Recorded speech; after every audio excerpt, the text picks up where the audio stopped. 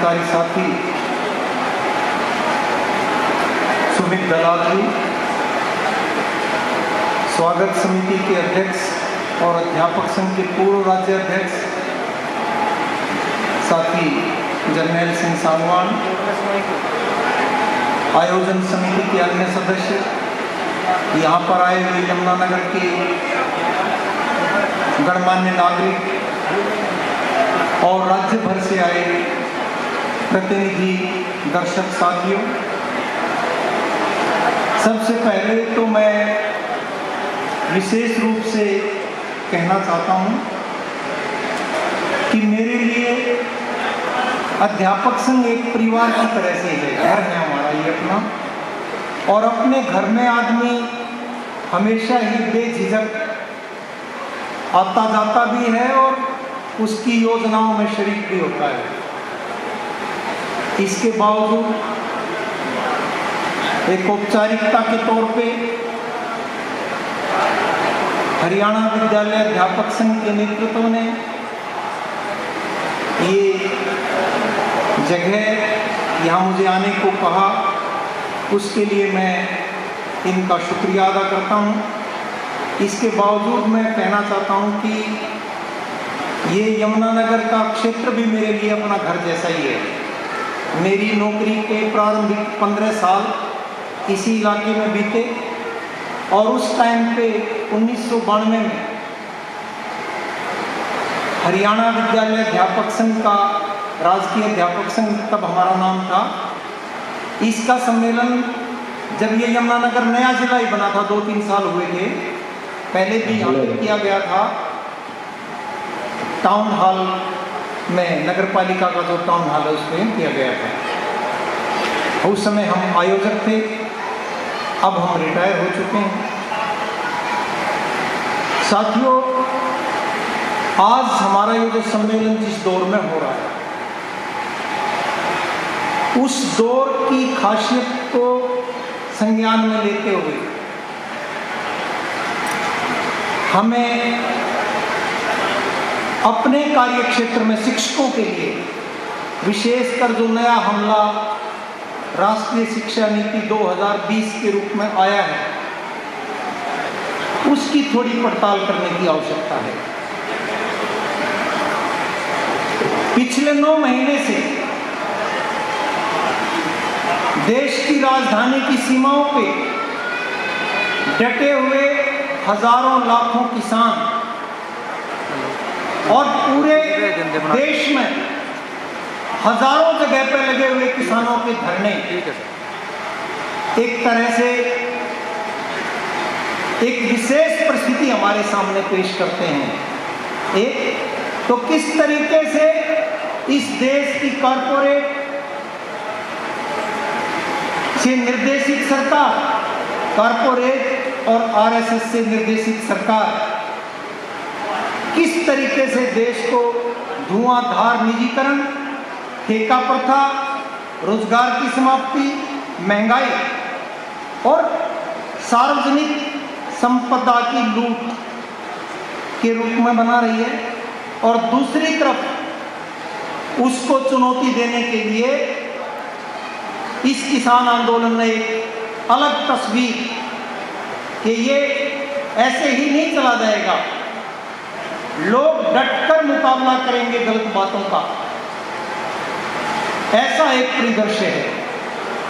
ऐसे परिदृश्य में हमारा ये सम्मेलन, हरियाणा के राज्य के राजकीय शिक्षकों का ये सम्मेलन ऐसे वातावरण में हो रहा है जब हमले भी बढ़े हैं, बहुत जबरदस्त चैलेंजेस हैं, एक कठिन समय है हमारे सामने, हार्ड टाइम्स है, और इस आंदोलन ने उसके बीच में उम्मीद भी जगाई है कि लोग लड़के तस्वीर को बदल देते हैं, ये उम्मीद भी जगाई है। ऐसे वातावरण में ये सम्मेलन हो रहा है।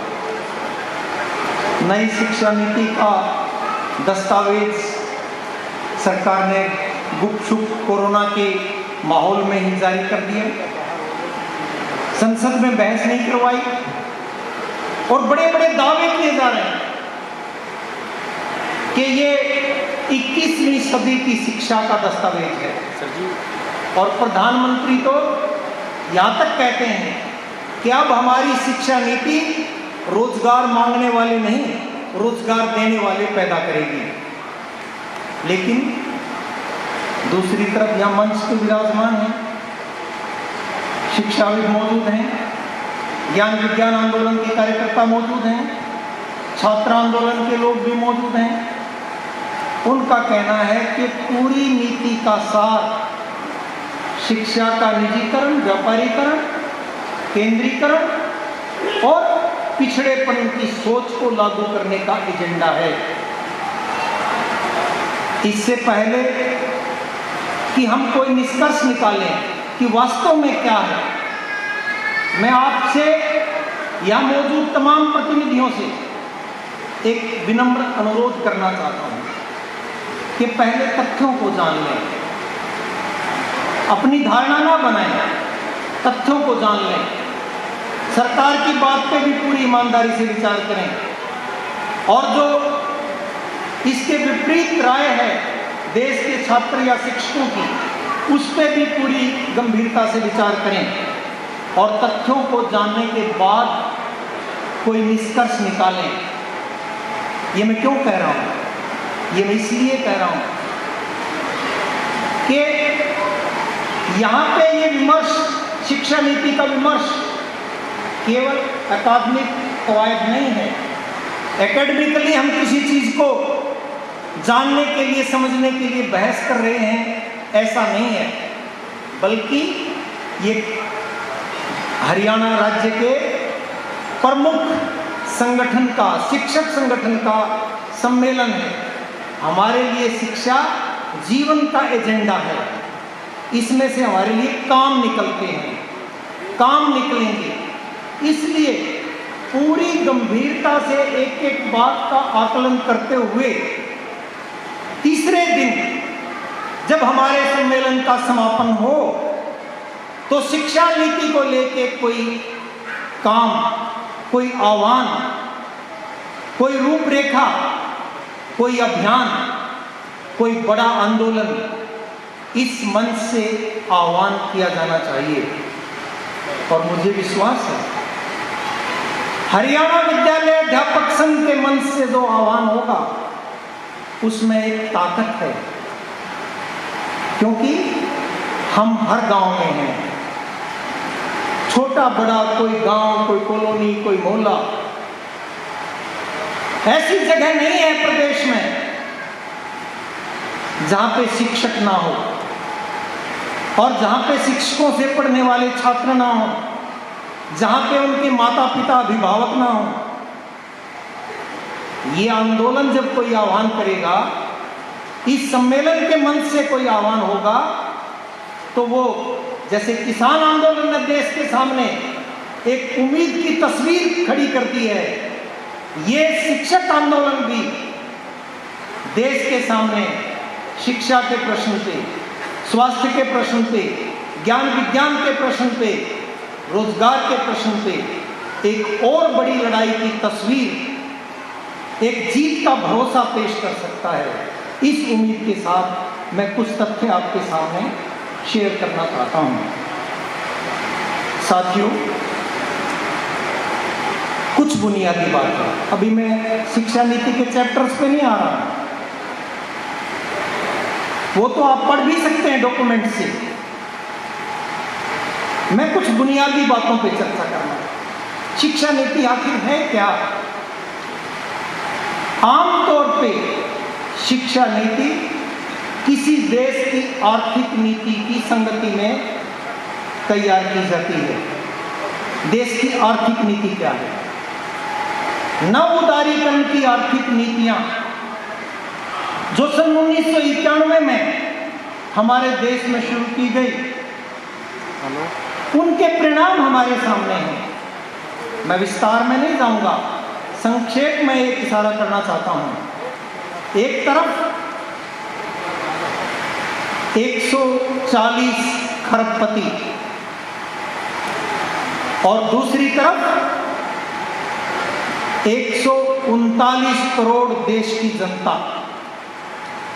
इसके बीच में इस आर्थिक नीति ने खाई पैदा कर दी, असमानताएं पैदा कर दी। एक तरफ दौलत के, संपदा के भंडार हैं, दूसरी तरफ बेरोजगारी है, गरीबी है, बदहाली है, महंगाई है और जीवन के लिए जद्दोजहद है। ये इस शिक्षा नीति का, इस आर्थिक नीति का निष्कर्ष है। ऐसे मुकाम पे अभी 3-4 दिन पहले तो बोली है वित्त मंत्री, 6 लाख करोड़ के पब्लिक एसेट्स, वो रेल भी है, वो तेल भी है, वो सड़क भी है, वो जहाज भी है, वो कितनी तरह के हमारे उद्योग हैं, उनको बेचेंगे। नाम छांट के लाते हैं ताकि लोगों को पता नहीं चले बेचना और मोनेटाइजेशन में क्या फर्क है। और आप हैरान होंगे, अभी कुल 6 महीने पहले जिन लोगों को बेचेंगे उनके 6 लाख करोड़ के टैक्स माफ कर दिए। जो पैसा हमको उनसे लेना था वो माफ कर दिया गया और उसी पैसे से वो देश की रेल को खरीदेंगे, जहाज को खरीदेंगे, सड़क को खरीदेंगे और दूसरे उद्यमों को खरीदेंगे। ऐसे आर्थिक नीति के मुकाम पे वो शिक्षा नीति भी ऐसी बनाना चाहते हैं जो इस बाजार की जरूरतों के अनुरूप हो। और मैं एक बात और याद दिलाना चाहता हूँ, कई बार हम बहुत सीधे ढंग से ऐसे समझते हैं कि जैसे निजीकरण, शिक्षा के निजीकरण का मतलब है शिक्षा से पैसा कमाना। वो तो है, लेकिन इतना ही नहीं है, बल्कि शिक्षा नीति का मकसद इससे बड़ा है। बड़ा क्या है? लोगों के दिमाग को शासक वर्गों की सोच के, इस देश के कारपोरेट की या इस देश की सरकार को नियंत्रित करने वाली एक खास संस्था की सोच के अनुरूप ढालना। विचारिक दृष्टि से, बौद्धिक दृष्टि से भी लोगों को अपने साथ लगाना, ये शिक्षा नीति का असल मकसद है। अगर इस बात को हम नहीं समझेंगे तो फिर हमारी जो लड़ाई है वो सिकुड़ के रह जाएगी, आर्थिक अर्थ तक सीमित रह जाएगी। वास्तव में ये लड़ाई वैचारिक वर्चस्व की लड़ाई है कि इस देश में जो बड़े बड़े पूंजीपति चाहते हैं वो विचार प्रचलित हो, उसको ठीक माना जाए, उसके हक में पढ़े लिखे लोग आप देखते होंगे टेलीविजन में, अखबार में बड़े बड़े बहस में लोग भाग लेते हैं, उनकी बड़ी बड़ी इंट्रोडक्शन दी जाती है, बड़े बड़े लेख छपते हैं, वो वकालत करते हैं इन नीतियों की। क्यों?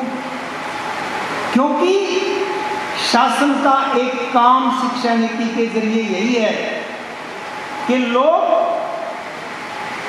शिक्षण संस्थाओं के जरिए और प्रचार माध्यमों के जरिए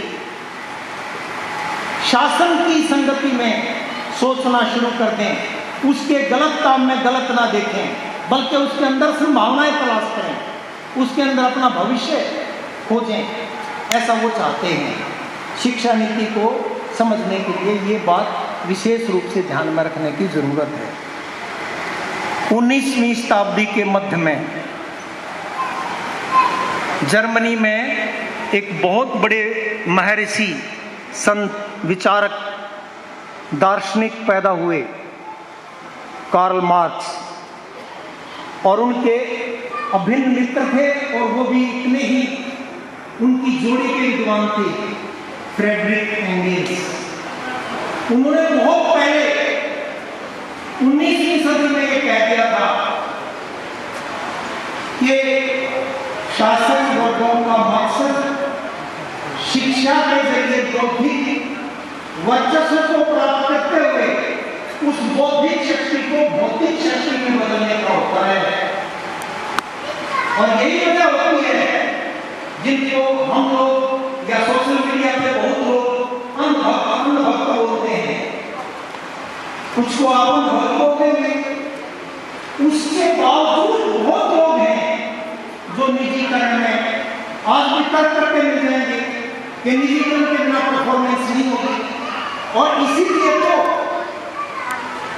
मैं नौकरी सरकारी चाहता हूं, लेकिन बच्चे मुझे निजी संस्थान में पढ़ाने, मैं अस्पताल सरकारी चाहता हूं, लेकिन अपने को बीमारी हुई तो इलाज प्राइवेट नर्सिंग होम में करवाना है।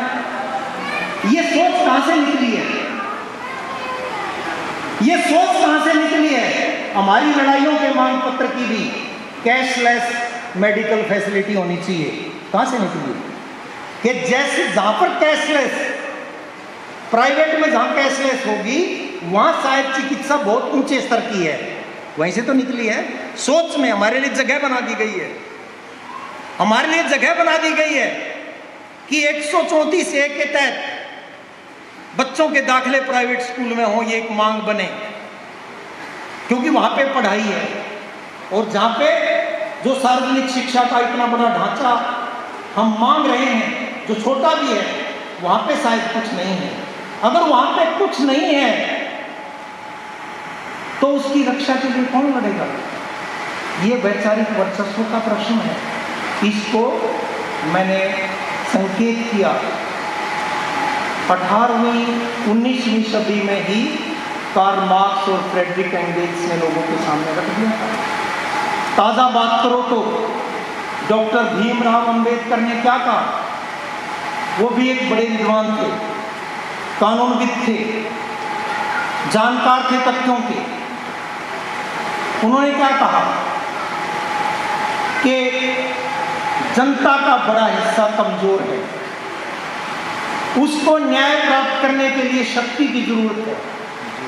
शक्ति संगठन से पैदा होती है। संगठन आगे तब बढ़ता है जब शिक्षा का ढांचा, लोगों तक शिक्षा की पहुंच हो। और फिर उन्होंने कहा शासक वर्ग ठीक यही नहीं चाहते कि लोगों की शिक्षा तक पहुंच हो। एक बहुत बड़ा प्रश्न हमारे सामने है ये, और इस प्रश्न को समझने के लिए आप इतिहास की बैकग्राउंड में जा सकते हैं। हमारे अपने देश में ऐसा नहीं कि ये शासक वर्गों के हिसाब से शिक्षा अब शुरू हुई है, कभी से ये परंपरा है। आदिकाल में शिक्षा कहाँ पे थी? शस्त्र शास्त्र की शिक्षा दी जाती थी, या उसके दो ही केंद्र थे, या राजमहल या गुरुओं के आश्रम। कितने सीमित लोग पढ़ पाते थे? राज परिवार के लोग या ज़्यादा से ज़्यादा उसी परिवार से जुड़े हुए पुरोहितों के लोग। और कौन शिक्षा प्राप्त करता था? अब मध्यकाल में देख लें, कलाओं का विकास हुआ, दस्तकारियों का विकास हुआ। इस वजह से कुछ आम आदमी भी मैदान में आए, लेकिन उसका भी दायरा कितना छोटा था, और वो भी ज़्यादातर दस्तकारियाँ राज आश्रय में ही फली फूली। इसके बाद इसी दौर में एक जो जनपक्ष है, जैसे आज हम अध्यापक संघ के मंच से, या किसान आंदोलन के मंच से, या मजदूरों के संघर्ष के मंच से एक दूसरा पक्ष रखने की चेष्टा कर रहे हैं, ऐसा ही मध्यकाल में भक्ति काल के अगर आप संतों को देखें, चाहे आप कबीरदास को लें, दादू दयाल को लें, रैदास को लें, आप नानक को लें, कितने ही संत जिन्होंने शिक्षा को समाज सुधार का एक जरूरी अस्त्र की तरह से चिन्हित किया। एक पैरेलल, एक धारा मध्यकाल में यहाँ पे देखी गई। एक स्कीम है जो शासन के द्वारा केंद्रित है, दूसरी स्कीम है जो जनपक्ष को उभारती है, वो यहाँ पे देखी गई। अंग्रेज यहाँ पे आ गए। अंग्रेजों ने पहले क्या कोशिश की? आप याद करो, Warren Hastings, Johnson Duncan, Calcutta Madrasa, Banaras Sanskrit Vidyalaya पाठशाला। शुरुआती दौर में उनकी समझ थी कि जो हमारी स्थानीय रूट्स हैं उन्हीं को पकड़ के हम जो अंग्रेजी शासन का विचार है उसको लोकप्रिय बनाए। शुरुआत में वो यहाँ खड़े हैं, लेकिन बाद में वुड्स डिस्पैच के साथ आधुनिक विश्वविद्यालय खोलने का फैसला हुआ। उसके तहत मुंबई में, मद्रास में, कोलकाता में यूनिवर्सिटीज खोली गई।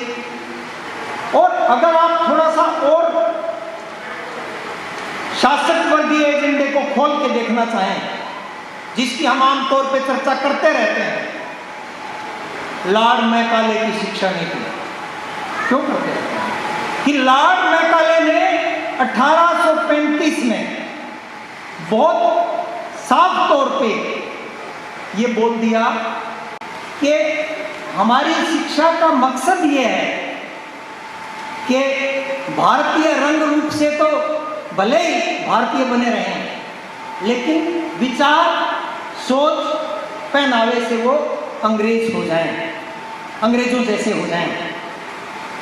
रूलिंग क्लासेस का मकसद था ये, और उसी के तहत उन्होंने उसको प्रमोट करने की चेष्टा की।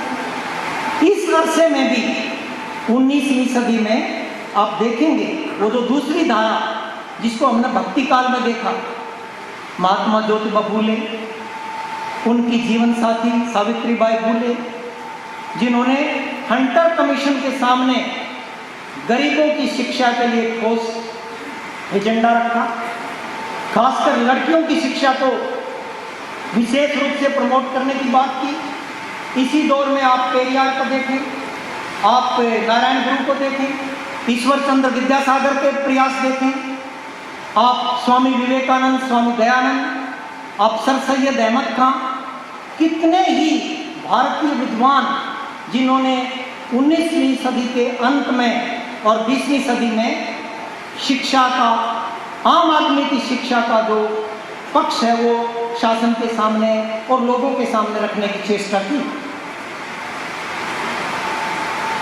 डॉक्टर भीमराव अंबेडकर की मैं चर्चा कर चुका हूँ। महात्मा गांधी ने बुनियादी शिक्षा को एक बहुत जरूरी विकल्प के तौर पे जब 37 में कांग्रेस पार्टी की सरकारें बनी कुछ राज्यों में, तो उनको कहा कि ये शिक्षा सब आदमियों को निःशुल्क उपलब्ध करवाई। 1810 में गोपाल कृष्ण गोखले ने इंपीरियल असेंबली में शिक्षा अधिकार कानून का बिल रखा। एक धारा शासन के साथ, एक शासक वर्गों की विचार की धारा और एक जनता के पक्ष से शिक्षा का क्या स्वरूप हो, ये चल रही है। देश आजाद हुआ, आजादी के बाद का क्या स्वरूप है हमारे सामने? नव स्वतंत्र भारत का शासक वर्ग, इस देश का बड़ा पंजीपति, इस देश के बड़े बड़े जागीरदार, उनका एजेंडा क्या है कि एक स्वतंत्र आधुनिक राष्ट्र के विकास के लिए मास एजुकेशन, बड़े पैमाने पर शिक्षा फैलाई जाए।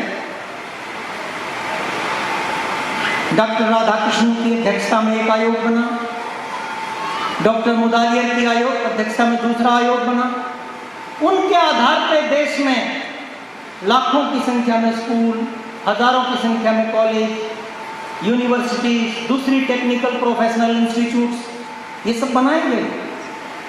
और उस अपने समय के बहुत ही प्रख्यात विद्वान मौलाना अब्दुल कलाम आज़ाद, उनको शिक्षा का काम, शिक्षा मंत्री के रूप में शिक्षा का दायित्व सौंपा गया। इसके बाद 1964-66 में कोठारी कमीशन आता है, जो पब्लिक एजुकेशन सिस्टम को, जिसको नव स्वाधीन भारत के राष्ट्र ने जरूरत के रूप में महसूस किया था, उसको उसने कहा कि दो तरह की शिक्षा ठीक नहीं, अमीरों के लिए अलग जगह, गरीबों के लिए अलग जगह, बल्कि सबके लिए अच्छी शिक्षा उपलब्ध कराइए और इस काम के लिए शिक्षा का खर्च बढ़ाइए। ये निवेश है, कम से कम जीडीपी का 6% शिक्षा पे खर्च कीजिए। ये दिशा बनी हुई है। लेकिन अगर आप थोड़ा सा गौर करेंगे 1983 से 85 के बीच में उस समय की राष्ट्रीय शिक्षा नीति का दस्तावेज बहस के लिए आया। हम भी उस समय युवा शिक्षक थे। ब्लॉक लेवल तक उस पर बहस करवाई गई। 86 में विधिवत रूप से शिक्षा नीति का एक दस्तावेज आ गया, जिसको 1991 में उदारीकरण की नीतियां लागू करने के बाद 92 में अपडेट किया गया। वो एक डिपार्चर का पॉइंट है। पहले जो लाइन चली हुई है आज़ादी के बाद सार्वजनिक शिक्षा का विस्तार करने की, उससे अलग दिशा है 86 की शिक्षा नीति की। मुझे याद है अच्छी तरह से, उस समय जब डिबेट होती थी तो हमारे विद्वान साथी सार रूप में ऐसे बोलते थे, आम आदमी के लिए आम और खास आदमी के लिए खास शिक्षा। मतलब सबको पढ़ाई पे क्यों वेस्ट करते हो? जो पढ़ नहीं सकते हैं उनके लिए ओपन स्कूलिंग वगैरह ये हो सकता है, लेकिन एम्प्लॉयबल यूथ पैदा करो, क्वालिटी एजुकेशन पैदा करो। ये एक डिपार्चर 86 में आ गया और 91 में नई आर्थिक नीतियां जुड़ने से यह जुड़ गया बात कि शिक्षा में पूरा सार्वजनिक हस्तक्षेप आवश्यक नहीं है, बल्कि इसको प्राइवेटाइज किया जा सकता है, इसको कॉमर्शलाइज किया जा सकता है, इसमें बाजार को जगह दी जा सकती है, खासकर हायर एजुकेशन में। ये एक विचार आया। उसके बाद तो आगे से आगे आप समझते हो 99 में शायद वर्ल्ड बैंक का डॉक्यूमेंट आ गया कि हायर एजुकेशन तो शिक्षा को वो गुड्स वस्तु बताने लगे, सामान है ये, और कहा कि हायर एजुकेशन तो नॉन मेरिट गुड है। नॉन मेरिट गुड समाज का कोई फायदा नहीं है। जो हायर एजुकेशन प्राप्त करते हैं वो अपने और अपने परिवार के लिए प्राप्त करते हैं, इसलिए इसके ऊपर सरकारी पैसा, यूनिवर्सिटी की कम फीस रखना, हॉस्टल, फ्री सीट, स्टाइपेंड्स, इसकी जरूरत नहीं है। स्कूल एजुकेशन चलो, वो भी खासकर एलिमेंट्री वगैरह चला लो, वो फिर भी हम कह सकते हैं कि सबके काम आती है, समाज के काम आती है। शिक्षा को मेरिट गुड और नॉन मेरिट गुड। और फिर इसके बाद यहाँ पे वाजपेयी जी थे, देश की शिक्षा नीति कैसी हो, इसको आगे बढ़ाने के लिए किया क्या? अंबानी बिरला कमेटी 2000 में, दो अंबानी बिरला कमेटी। क्या वो शिक्षाविद हैं अंबानी बिरला? पूंजीपतियों कॉरपोरेट के नेतृत्व में कमेटी बनाई गई और वो कमेटी रिकमेंड करती है खुल्लम खुल्ला कि higher education, professional education, specialised education, ये तो टोटली प्राइवेट को कर दो, ये सरकार का कोई काम नहीं है। डिटेल में मैं नहीं जा सकता, बहुत बड़ा विषय है अपने आप में, लेकिन ये परिवर्तन दिखाता है। नव उदारीकरण की नीतियां शुरू होने के बाद स्टेप बाय स्टेप उसका परिवर्तन दिखाता है। और मैं ये कह सकता हूं कि अब ये जो राष्ट्रीय शिक्षा नीति का दस्तावेज है, ये उसी परिवर्तन की एक और अगली स्टेज है, जो टोटल एजुकेशन को including pre primary education, pre primary education से यूनिवर्सिटी और प्रोफेशनल एजुकेशन इंस्टीट्यूट्स तक सबको प्राइवेटाइज करने की वकालत करता है, सबको बाजार की वस्तु बनाने की वकालत करता है। यह सुनिश्चित हो इसमें कोई अड़चन ना आए, इसलिए जितनी भी ढांचागत व्यवस्थाएं हैं सबका केंद्रीकरण, चाहे वो पाठ्यक्रम के डिजाइन करने का है, चाहे वो ढांचों के विकास करने का है, चाहे वो परीक्षा प्रणालियों के विकास करने का है, चाहे वो फंड्स एलोकेशन का है, हर चीज का सेंट्रलाइजेशन, ये तजवीज़ इस शिक्षा नीति के डॉक्यूमेंट में की गई। उसी पे एक तरह से एक नया स्टेप है। और जब ये केंद्रीकरण की वकालत करता है तो इसका मतलब ये है कि ये भारतवर्ष की जो बहुविध विविधता है, चाहे वो भाषा की है, चाहे वो संस्कृति की है, चाहे वो आचार विचार की है, चाहे परंपराओं की है, चाहे वो भौतिक डेवलपमेंट की है, चाहे वो भौगोलिक परिस्थितियों की है, उन सब को नजरअंदाज करके एक साथ ढांचा थोपने की वकालत करता है। ऐसा डॉक्यूमेंट है। और इसके साथ साथ क्योंकि एक तो दो बातें ध्यान में रखिए, कई बार लोग बहुत संकुचित ढंग से देखते हैं कि जैसे ये एजेंडा वर्तमान की भारतीय जनता पार्टी की सरकार का है। मैं कहता हूं ना, ये एजेंडा भारत के पूंजीवाद का है। इसी एजेंडे पे 1986 में बीजेपी नहीं थी।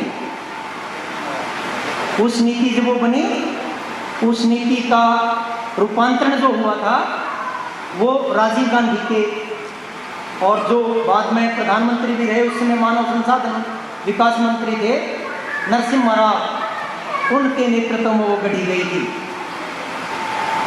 ये भारतीय पूंजीवाद का एजेंडा है, लेकिन इसके बावजूद क्योंकि एक लोकतांत्रिक व्यवस्था है, उस लोकतांत्रिक व्यवस्था में वर्तमान लूट के शासन का विचार भी लोगों के दिलो दिमाग पे छा जाए, उसके लिए वो जो आरएसएस की बैकग्राउंड है इस सरकार के पीछे, उसके तहत भारतीयता के नाम पे, प्राचीन भारत की समृद्ध परंपराएं, इस नाम पे पिछड़ेपन को थोपने का भी एक सक्रिय एजेंडा है। ये इस नीति के निहितार्थ मैं समझता हूँ कि हमारे सामने स्पष्ट हैं, और ये नीति हमारे यहाँ तो हरियाणा में तो पहले से ही अमल में आनी शुरू हो गई। सरकारी संस्थाओं में ट्रेनिंग बंद है, सरकारी स्कूलों को ही मॉडल संस्कृति के नाम पे किस्तों में प्राइवेटाइज किया जा रहा है, फीसें इम्पोज की गई है, और कितने ऐसे स्टेप्स हैं। अभी एक नया वो ले आए थे, ज़्यादा प्रतिरोध हो गया तो वापस लेना पड़ा केंद्रीकरण का, कि तमाम यूनिवर्सिटीज़ की फैकल्टी और नॉन टीचिंग स्टाफ सबको एक इकाई मान के तबादला करेंगे, जबकि विश्वविद्यालयों की स्थापना ही स्वायत्तता के और शोध के विचार के तहत हुई कि ये ज्ञान के फलने फूलने का एक ऐसा स्वतंत्र केंद्र है जहाँ पे किसी तरह का मानसिक, किसी तरह का प्रशासनिक कोई दबाव नहीं होना चाहिए। स्वतंत्र रूप से यहाँ पे शोध कार्य समाज की भलाई के लिए कंडक्ट किए जाएं, उसको बांधने की चेष्टा की गई। मेडिकल इंस्टीट्यूट्स को भी बांधने की चेष्टा की गई, लेकिन एकदम व्यापक प्रतिरोध की वजह से एक बार बोल दिया नहीं नहीं ये अभी नहीं कर रहे हैं, हम थोड़ा बाद में करेंगे इसको, अभी नहीं कर रहे हैं। ये एक परिस्थिति हमारे सामने मौजूद है।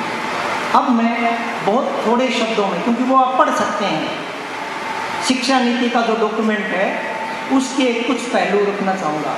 विस्तार में उसके मैं बिल्कुल नहीं जाऊँगा, उसके बहुत संक्षेप में परिचय।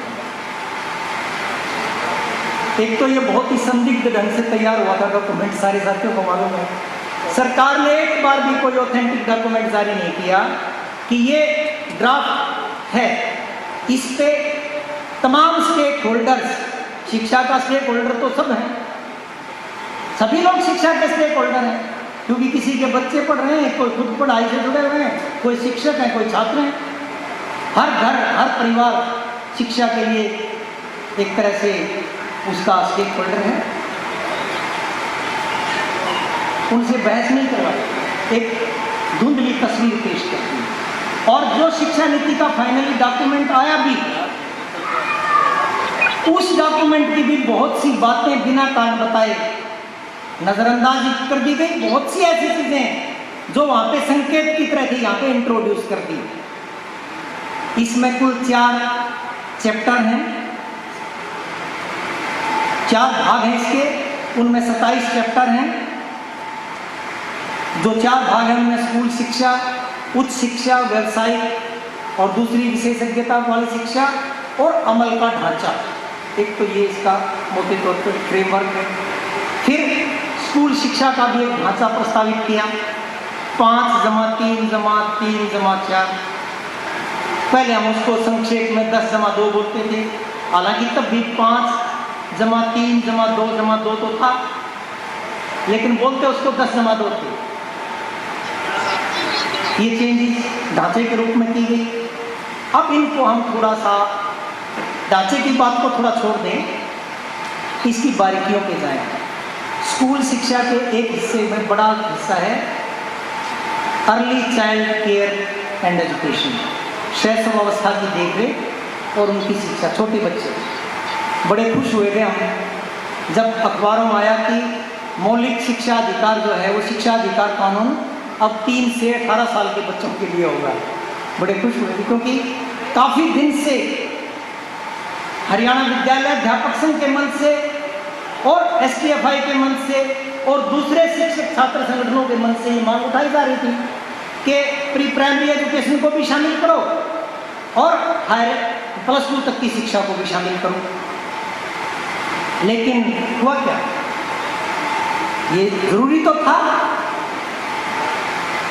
इस पर बड़ी डिबेट है, कई बार वो एकांगी हो जाती है कि औपचारिक शिक्षा 5 साल से या 6 साल से छोटे बच्चे की नहीं होनी चाहिए। कोई हमें गलत फहमी नहीं है, पर प्राइमरी एजुकेशन की बात करते हुए भी हमारा यही मानना है कि औपचारिक शिक्षा 6 साल की उम्र के बाद ही शुरू हो।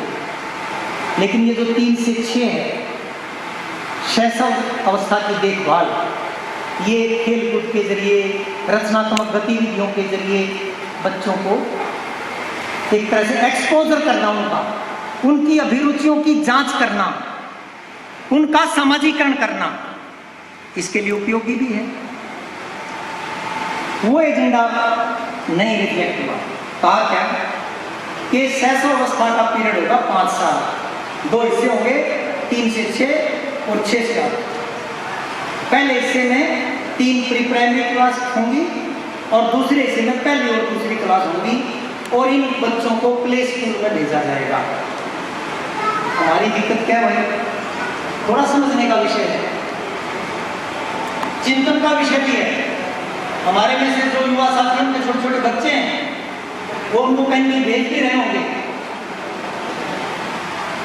ये समझने का विषय कैसे है कि आज हमारा जो संस्था है, हमारे जो स्कूल हैं, प्राइवेट स्कूल जहाँ पे ये प्री प्राइमरी एजुकेशन ऑलरेडी है, वो बाकायदा औपचारिक शिक्षा देते हैं। वो खेल कूद वगैरह, रचनात्मक गतिविधियाँ, वो तो मिसिंग है, अपवाद हो सकता है किसी एक आध स्कूल में, लेकिन ज़्यादातर जो है औपचारिक शिक्षा है। अब इन्होंने क्या कहा कि इसके लिए वर्तमान आंगनबाड़ी, बालवाड़ी, प्ले स्कूल, इनको 6 महीने की विशेषज्ञ ट्रेनिंग देके फिर लगाएंगे। एक बार तो कह दिया, बहुतों को लगा कर देंगे। हमारे यहाँ प्रक्रिया भी चल रही है आंगनबाड़ियों को प्ले स्कूल में बदलने की। फिर क्या कह दिया कि अगर ये संभव ना हुआ कि सबको ये ट्रेनिंग दी जाए तो फिर ऑनलाइन थोड़े समय की ट्रेनिंग देके इनको चलाएंगे। नतीजा पता क्या होगा? जो शिशु मनोविज्ञान है उसकी समझ के बिना बच्चों को किसी ऐसे केंद्र में भेजना, क्या वहां पे डेवलपमेंट क्या होगा? क्या निष्कर्ष क्या निकलेंगे वहां? और उनको पता है कुछ नहीं निकलना। फिर कह दिया कि इस मामले में फिर हम कोशिश करेंगे कि कुछ NGOs, कुछ वॉलंटियर्स समरी ट्रेनिंग के बाद वो आ जाए। और एक बड़ा गंभीर नतीजा क्या होगा इसमें कि पहली और दूसरी कक्षा जिनके लिए आज प्रशिक्षित प्राथमिक अध्यापक की व्यवस्था है, वो भी उसी स्कूल में चले जाएंगे, NGO वाले भी। वर्तमान में जो ढांचा है उसको भी खराब करने वाला होगा ये। इसलिए हमारा ये कहना है कि ये प्रस्ताव ठोस नहीं है, इसमें कल्पनाएं पेश की गई हैं, बजट के प्रबंधन के ठोस उपाय नहीं किए गए हैं। हमारा कहना है कि पैरेलल केवल 1 से 3 प्री प्राइमरी के हिस्से के लिए 3 से 6 वर्ष के बच्चों के लिए प्ले स्कूल्स की व्यवस्था हो। बाकायदा तौर पे 6 महीने की ऑफलाइन ट्रेनिंग के बाद उसके टीचर्स भले ही आप आंगनबाड़ी से तैयार करें तो उनको सरकारी कर्मचारी का दर्जा दें, पूरा पे स्केल दें रेगुलर कर्मचारी जैसा, और उनको रेगुलर कर्मचारी माने। और फिर जो बच जाएगा काम ICDS का, छोटे बच्चों का, गर्भवती माताओं का, उसके लिए वो स्ट्रक्चर पैरेलल बनाएं। और कोई कोई औपचारिक शिक्षा इस स्टेज पे ना दें, ये हमारा मानना है। अगला सवाल है स्कूल शिक्षा का, जिससे हमारा सीधा था। हम क्या कहते रहे और हम अपनी तरफ से नहीं कर रहे। ये ठोस रूप में कोठारी शिक्षा आयोग ने कहा, common school system with neighbourhood school, पड़ोस के स्कूल की अवधारणा के साथ कॉमन स्कूल सिस्टम। एक आवासीय क्षेत्र में जितने भी लोग रहते हैं उनके बच्चों के लिए सार्वजनिक शिक्षा का सरकारी सार्वजनिक रूप से फंडित कोई स्कूल होना चाहिए। अगर वहाँ कोई रिक्शा वाला है और एक IAS अफसर है तो दोनों के बच्चे, एक उद्योगपति है एक मजदूर है तो दोनों के बच्चे एक ही परिवेश में पढ़ें एक स्कूल में, और शिक्षा पूरी तरह निःशुल्क हो।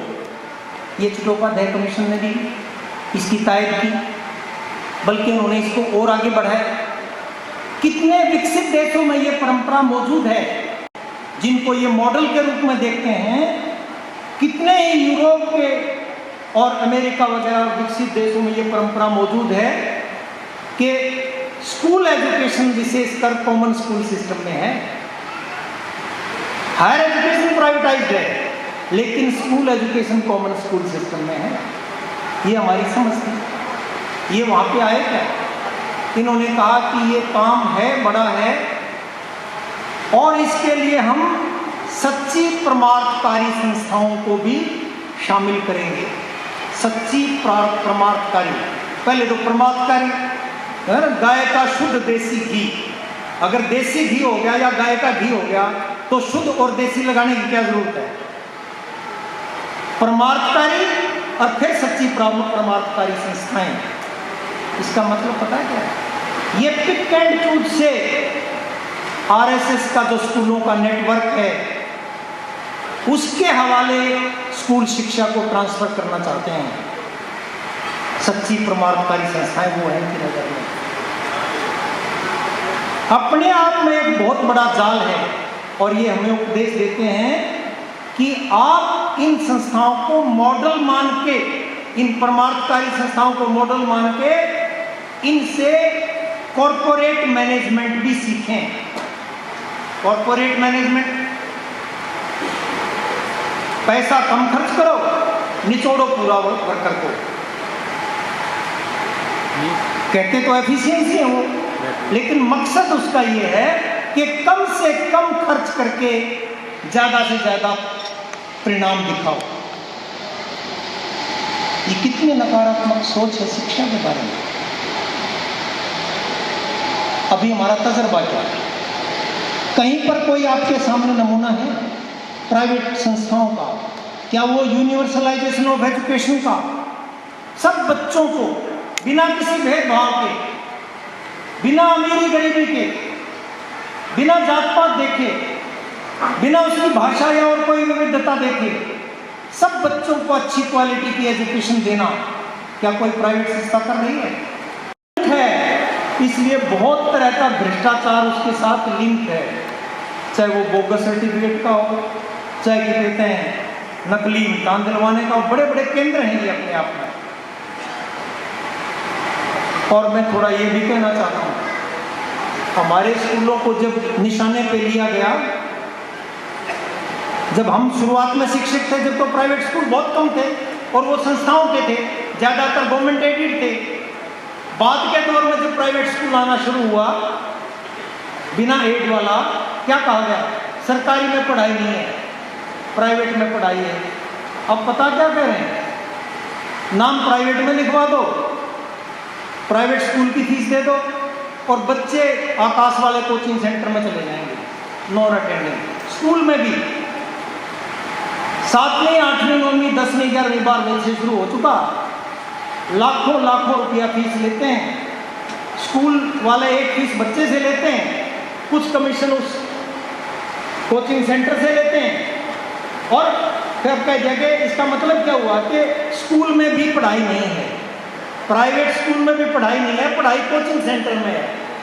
और कल ये कोचिंग सेंटर भी डिजिटल माध्यम आने से या दूसरी बड़ी पूंजी आने से ये भी बड़े पूंजीपति के नियंत्रण में चले जाएंगे। थोड़े बहुत कुछ अच्छे अध्यापकों ने, मुझे याद है जब ये नई आर्थिक नीतियाँ शुरू हुई, जब ये नई आर्थिक नीतियाँ शुरू हुई, 5 मिनट में कंक्लूड करता हूँ, तो हम ये कहते थे कि ऐसा टाइम आएगा कि अध्यापक, अंग्रेजी का अध्यापक, मैथ का अध्यापक, साइंस का अध्यापक बाजार में बोर्ड लगा के बैठेगा, भाई मैं अच्छा पढ़ाता हूँ मेरे पास आ जाओ। तब तो हम वैसे कल्पना करके बोल रहे थे, अब देखो कितने बोर्ड लग गए हैं कि नहीं लग गए। ये कोचिंग सेंटर उसी का विशाल रूप होगा। और तीसरा काम जो प्राइवेट सेक्टर करता है, वो करता है बच्चों से, अभिभावकों से पैसा खूब लेता है, फीस दाखला खूब पैसा लेता है, लेकिन उसके पास जो टीचर है या दूसरा स्टाफ है उसको वेतन नाम मात्र का देता है। ये 3 काम करता है वो यूनिवर्सलाइजेशन नहीं करता। इसलिए हम इसका विरोध करते हैं। शिक्षा समवर्ती सूची का विषय है, केंद्र सरकार एनसीआर बना दे, पाठ्यचर्या की रूपरेखा बना दे, पाठ्यक्रम, पाठ्य पुस्तकें, प्रबंधन, वित्त प्रबंधन, ये सारा काम स्वतंत्रता राज्यों की होनी चाहिए। इसी तरीके से राइट टू एजुकेशन का विस्तार हो, लेकिन वो फॉर्मली हो और पहली और दूसरी क्लासें बाकायदा तौर पे प्राइमरी एजुकेशन का ही हिस्सा हो। एक बड़ी बात कही है प्राइमरी एजुकेशन के बारे में, संसाधनों का ऑप्टिमम यूज किया जाएगा। मतलब कि जो थोड़े मास्टर हैं, इसकी बजाय कि वो भी नहीं पढ़ाई और वो भी नहीं हो रही, छोटे स्कूलों को बंद कर दो और बच्चों को कह दो दूसरे स्कूल में चले जाएं। नहीं जा सकते तो ओपन लर्निंग में, और ओपन लर्निंग के अलावा भी और तरह के नवोन्मेषी चरण को यूज करके ऐसे स्तर पे लाना चाहते हैं। अध्यापक शिक्षा के बारे में बड़ा विचित्र दृष्टिकोण है। 4 साल का इंटीग्रेटेड कोर्स होगा, पुराने जो ग्रेजुएट्स हैं उनके लिए 1 और 2 साल का भी रहेगा, लेकिन कोई व्यक्ति 2 या 3 सप्ताह के कोर्स के बाद भी पढ़ा सकेगा। अब निहितार्थ आप समझ लेते हैं। प्रोफेशनल एजुकेशन से पहले मैं वोकेशनल एजुकेशन की बात करूं। पुराने सिस्टम में 86 वाली नीति में वोकेशनल इंस्टीट्यूट खोले थे, आईटीआई के मुकाबले में हल्के पड़े, नाकारा साबित हुए, बंद करने पड़े। अब फिर उससे भी ज़्यादा कमज़ोर सिस्टम वोकेशनल एजुकेशन का प्रस्तावित किया जा रहा है। जबकि शुरुआत में यह समझ बनी थी कि हायर एजुकेशन के एक हिस्से में ही, एक खास लेवल के एजुकेशन के बाद ही वोकेशनल एजुकेशन नागरिकों को एफिशिएंट बनाने के लिए दी जाए। आज आंकड़े हमारे सामने, भारत में केवल 2% वोकेशनली ट्रेंड लोग हैं, चीन में ये 55% है, यूरोप के और दक्षिण कोरिया, हांगकांग, यहाँ ये 80 से 85% है, जापान में 90% से ज़्यादा है वोकेशनल एजुकेशन का लेवल। हम क्या हुनर देना चाहते हैं? अध कचरे सिस्टम के तौर पे हम एक तरह से वो वेस्टेज भी कर रहे होंगे। और 1-2 टिप्पणी मैं इस पे करके जो हमारी हायर एजुकेशन है उसके बाद मैं कंक्लूड करना चाहूँगा, क्योंकि समय की सीमा भी है और बोलते हुए ये ध्यान रखना भी थोड़ा मुश्किल कार्य होता है कि संतुलन बिगड़ जाए आयोजन का। उच्च शिक्षा पे वैसे तो हमारे उसी से संबंधित साथी मौजूद हैं, लेकिन सरकार की दृष्टि क्या है? एक तो केंद्रीकरण वहाँ भी मौजूद है, फंडिंग का इक्वल फंडिंग होगी प्राइवेट सरकारी। और ठोस रूप में एक चीज़ मैं आपके सामने रखूँ, सरकार का प्रस्ताव क्या है? 1000, 10,000 या उससे ज़्यादा बच्चों वाले 300 कॉलेज खोलेंगे, 300 संस्थाएं। 5,000 या उससे ज़्यादा बच्चों वाले, 10,000 से कम वाले 500 कॉलेज खोलेंगे, और 3,000 से 5,000 के बीच में बच्चों वाले 1,000 कॉलेज खोलेंगे। कितने बच्चे हुए? 85 लाख। और देश में हायर एजुकेशन स्ट्रीम में जाने वाले बच्चों का जो एज ग्रुप है वो कितने बनते हैं? 30 करोड़। कहाँ 30 करोड़, कहाँ 85 लाख। मतलब क्या है? ज़्यादातर बच्चों के लिए हायर एजुकेशन के दरवाजे बंद होंगे। छोटे कॉलेजेस तो जो दूर दराज के गांव में, कस्बों में बने हुए बंद होंगे। टीचर्स की, स्टूडेंट्स की क्या स्थिति होगी आप कल्पना कर सकते हैं। और फिर इसमें जो दूसरी चीज़ें हैं वो अपनी जगह अलग हैं, और शोध के ऊपर भी फंडिंग के क्या क्या असर पड़ेंगे ये भी चीज़ें हमारे सामने बनती हैं। और अंतिम चीज़ पे मैं आते हुए बाकी बातें बाद में और ढंग से करेंगे। लास्ट पॉइंट जो मैं कहना चाहता हूँ, ऐसी शिक्षा नीति जो आने वाले दौर में जो हमारा मौजूदा स्ट्रक्चर है जिसमें बहुत से सुधार की, अपग्रेडेशन की आवश्यकता थी, उसको और ज़्यादा जर्जर करेगा। और उसको करने का मतलब क्या होगा कि बड़ी संख्या में दोबारा से अनपढ़ता भी शुरू होगी। पैसा देके लोन बेस पे आप बच्चों को नहीं पढ़ा सकते, और इसका अर्थनीति से बड़ा गहरा ताल्लुक है। ये एक वर्गीय साजिश भी है। जैसे मैं एक छोटा सा एग्जांपल दूं, तमाम पूरे देश में सभी जगह पे सफाई का काम ठेके पे देने का सैद्धांतिक निर्णय हो चुका। इसका मतलब क्या है कि एक विशेष समुदाय के लोग जो वर्षों से सफाई का काम करते आ रहे हैं, वो परमानेंट नौकरी में आके अपने बच्चों को पढ़ा लिखा के कहीं दूसरी नौकरी में भेज सकते थे। उनका वो जो पीढ़ी दर पीढ़ी पेशा बना हुआ था वो छूट सकता था। इस नई नीति का नतीजा ये होगा कि 5-7 हज़ार में ठेके पे नौकरी करेंगे तो वो अपने बच्चों को पढ़ा नहीं पाएंगे। परंपरागत उसी धंधे में उनको जिंदा रहना पड़ेगा। ऐसी सूरत में हमारा ये सम्मेलन अपने लिए कुछ काम चिन्हित करे, और मैं 1, 2, 3 करके 3-4 काम सजेस्ट करता हूँ। आप विचार कर लेना, 3 दिन में मंथन कर लेना।